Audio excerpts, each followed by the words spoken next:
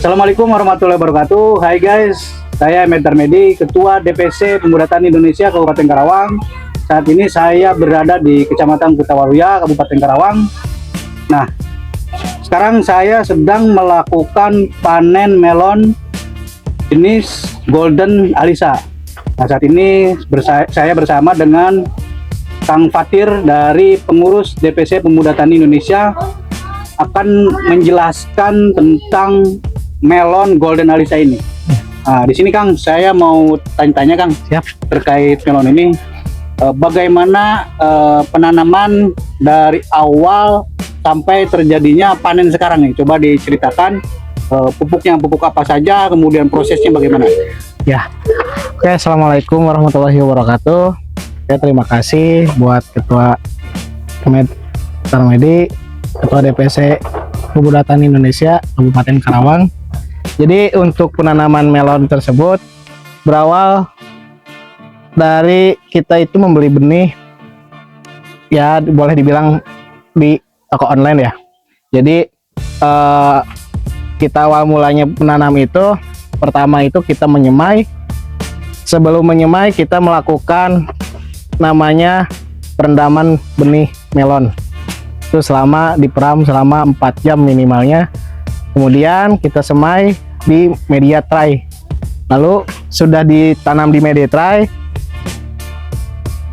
jangka waktu 1 minggu setelah keluar daun sejati baru kita pindah di polybag. Nah, ketika di polybag, jadi umur si melon tersebut itu hanya 70 hari Kang, sampai panen. Nah, jadi di umur 70 hari itu kita ada step by step untuk pemupukan tersebut. Jadi di fase vegetatif itu pupuknya apa aja, dan di fase generatif itu pupuknya apa aja. Dan kita juga ada obat yang kita spray untuk hama kutu kebul atau jamur yang menyerang pohon tanaman melon. Untuk pemupukan awal itu kita melakukan itu menggunakan, bisa dibilang NPK, NPK 1616 sama dibarengi oleh pupuk daun agar pertumbuhan di masa vegetatif itu kita daunnya bagus, hijau, dan pertumbuhannya itu seimbang. Nama pupuknya yang akan pakai apa ya? NPK Mutiara. Oh iya. NPK Mutiara untuk daun. Itu kita awal pupuk itu di fase vegetatif usia 7 HST. Nah, treatment kita itu paling jangka jarak untuk pupuknya itu hanya sekitar bisa maksimal itu 1 minggu, minimalnya 5 hari. Dari 70 hari ini, kalau boleh tahu Kang, budget untuk pupuk dalam, misalkan ya, tadi beli bibitnya berapa? Kalau bibit saya beli ripekan itu yang isi 100 biji. Nah, 100 biji. Seharga itu 170.000. Nah, 100 biji ini tanam semua? Ditanam semua. Nah, sampai ke panen kira-kira Kang butuh modal berapa? Kalau untuk panen, kalau untuk tanam 100 biji untuk rumahan juga bisa ditanam di polybag, itu sekitar 500.000 kurang lebihnya. Sampai panen? Sampai panen. Plus obat-obatan dan pupukan? Ya, plus media tanam. Dan media tanam? Ya. Nah, dari 100 ini ya, itu kalau misalkan dikalkulasi kilo timbangan nih, ya, hasil panennya, biasanya dapat berapa? Kalau untuk misal kita menanam 100 batang ya, jadi kita itu paling membuahkan itu satu batang itu 1 buah melon. Nah, kisaran kilogram kalau kita ditanam di lahan langsung itu bisa mencapai 3 atau 2,5 kilo. Satu butir. Kalau misalkan 100, berarti kalau misalkan rata-rata 2 kilo, ya, berarti 200 kilo. 200 kilo berarti 2 kintal. Nah, untuk misalkan pangsa pasarnya sendiri Kang, pangsa pasarnya apa untuk melon Alisa ini kemana nih? Kita itu sasarannya itu ke user langsung ke user. Nah, biasanya dibeli berapa Kang? Dibeli itu per kilo 30 hingga 35.000 per kilo. Berarti ini akan dalam 35.000 ini Berarti ini langsung ke penggunanya langsung berarti ya? Ya, itu ke end usernya langsung dimakan lah intinya. Kita diadakan itu biasanya kalau untuk melon premium itu ada namanya itu wisata petik melon. Nah, yang membedakan melon Golden Alisa dengan melon-melon biasa Ya, yang kita temui di pasaran gitu. Nah, ini yang menjadi pembeda itu apa? nah Ini kan dalam postur ini kan warnanya beda nih, ya kan warna untuk kuning. ya warna kuning, Kalau yang melon biasa kan hijau nih. hijau. Nah, yang menjadi pembedanya itu apa gitu? Nah, kalau untuk membedakan melon biasa yang kita ketahui di pasaran itu, yang kita beli di pasar, jadi melon Golden Alisa itu kenapa saya ingin menanam melon Golden Alisa, karena satu, tidak semua orang itu menanam melon Golden Alisa, ya kan. Dan dua, dan dua itu di pasar modern pun masih jarang ada. Cara membedakan melon Golden Alisa, melon ini sama melon biasa itu, kalau melon biasa itu pasti semua juga tahu itu rasanya juicy, teksturnya lembut, sama manisnya juga kisaran brick itu di angka 10. Nah, paling manis, Kang. Kalau yang melon Golden Alisa ini gimana? Golden Alisa ini rasanya itu tidak lembut tetapi crunchy seperti buah pir. Oh iya, jadi ada kriuk-kriuk. Nah ya, jadi pembeda itu dalam melon Golden Alisa dengan melon biasa ini adalah rasa kriuknya, rasa crunchy-nya sama manisnya itu kisaran di break angka 15 dan 17%. Kalau misalkan ini hitungan manis, kalau yang tadi yang melon biasa itu 10, ini biasanya berapa? Kisaran 15% hingga 17%. Berarti lebih manis? Lebih manis dari melon yang biasa kita ketahui itu ya, namanya melon madu. Oh iya, berarti kalau misalkan ini Kang, melon itu kan cenderung kalau bahasa Sunda ya, giung lah gitu kan. Ya, giung. Nah ini kan kira-kira nih kalau misalkan kita habis, biasanya Kang nih kita kupas nih, kupas itu masih akan nagih atau ada rasa ingin berhenti nih?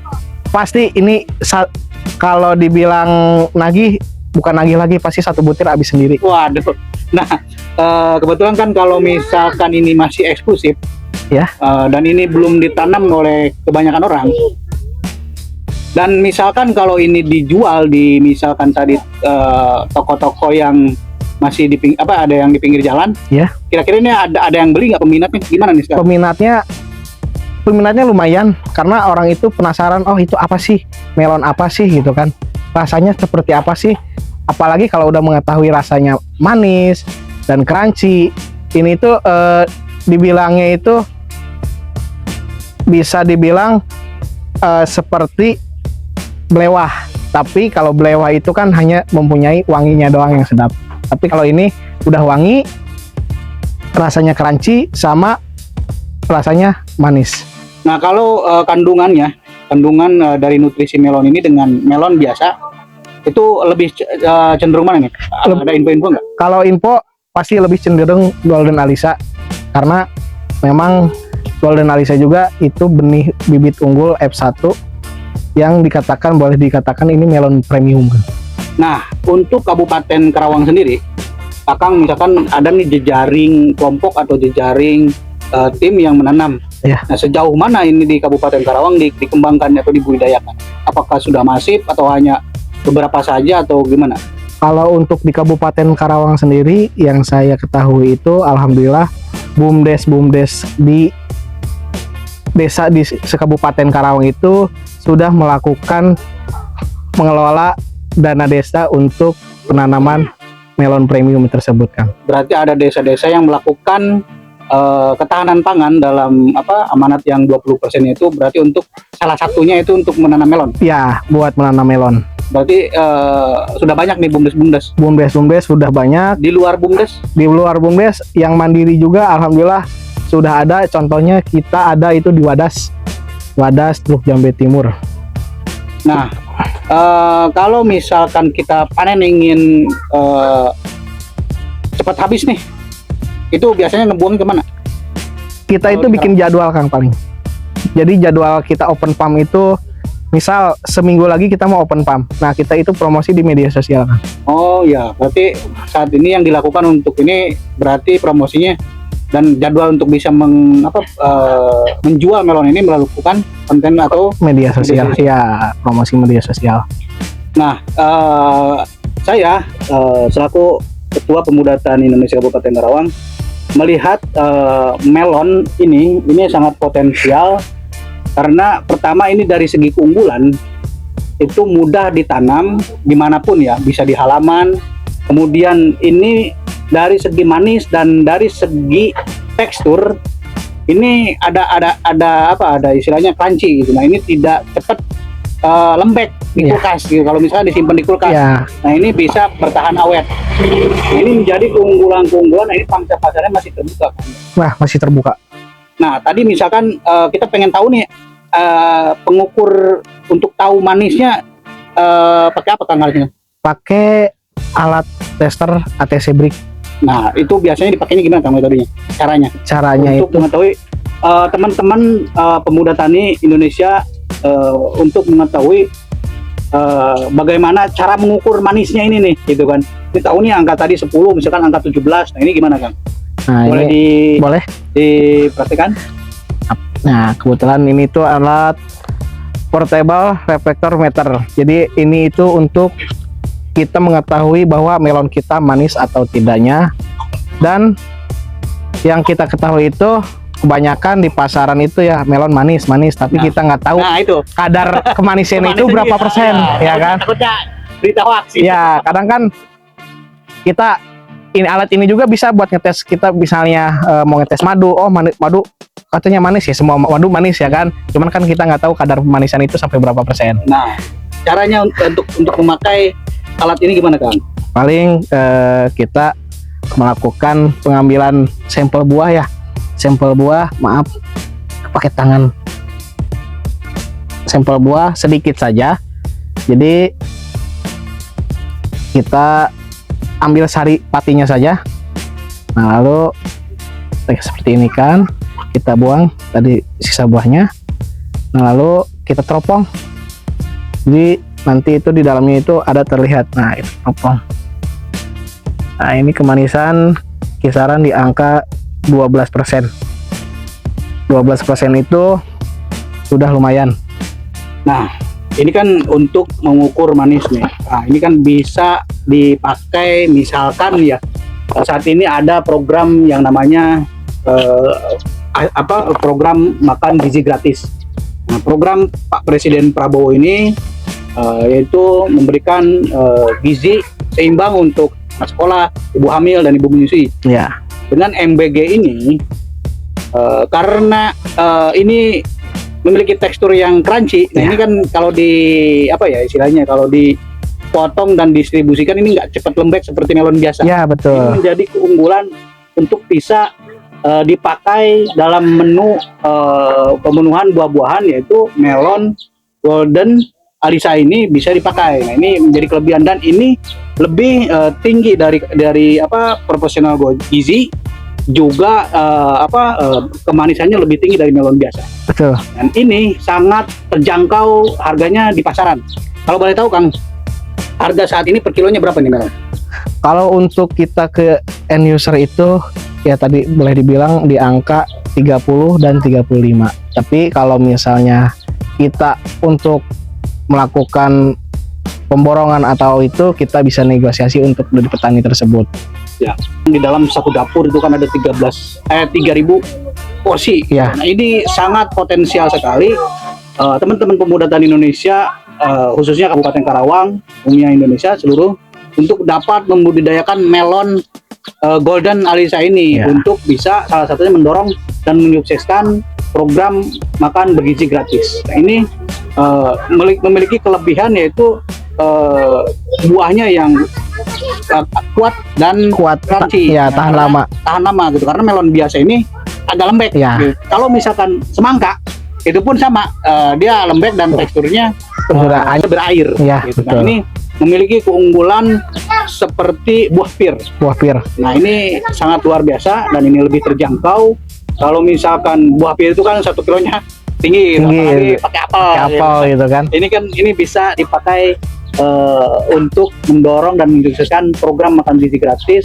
Karena belum saya menutup, apa pesan-pesan kiat-kiat Akang nih selaku pemuda tani Indonesia Kabupaten Karawang pengurus untuk bisa menularkan ide kreatif ini menanam melon. Nah, jadi pesan dari saya sebetulnya menanam melon itu tidak seribet yang dibayangkan, dan sebenarnya menjadi petani melon itu tidak orang bayangkan, wah si itu mah jadi petani.